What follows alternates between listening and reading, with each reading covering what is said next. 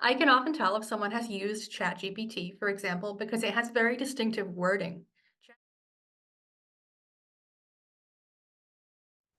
So I think you've touched on this one, but in the advent, or since the advent of AI tools, has the structure of your job changed? Has what you've done differed from before AI tools? Has this changed the syntax, for example, or is it much easier for you to get past the kind of initial grammar problems that may have existed without Grammarly, for example, and getting into the real meat and bones, or has it made people lazy? Do you have to do more of that now that it's so freely available?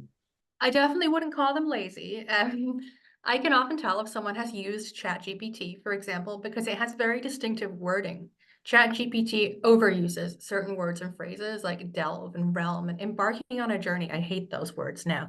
I don't see this as an issue in terms of my work, though. It's more of a coaching opportunity because I can explain to clients why this phrasing, like, is indicative of ChatGPT and how to use ChatGPT to get an outline of what they want to say, but then rewrite it in their own words, right? Because most journals require you to declare that you've used generative AI in writing papers as well.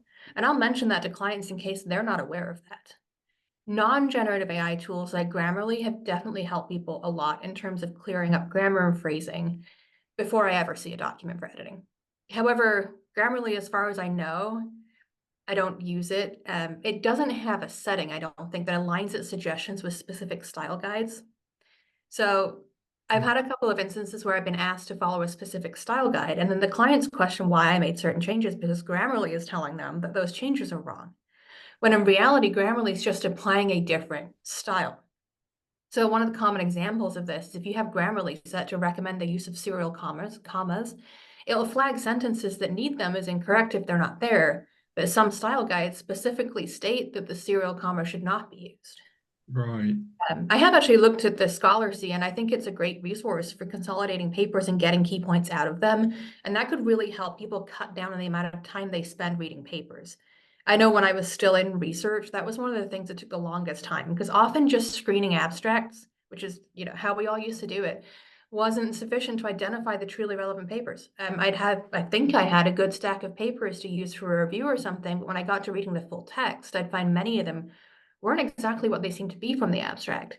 So a tool that provides a summary of a full text that isn't just the abstract that comes with the text seems really helpful for deciding what papers to include in a literature review, for example. Obviously, those summaries should not be copied and pasted directly into an article you're writing. Just going to point that out, which I think people know, but they're doing it too. So just going to say it.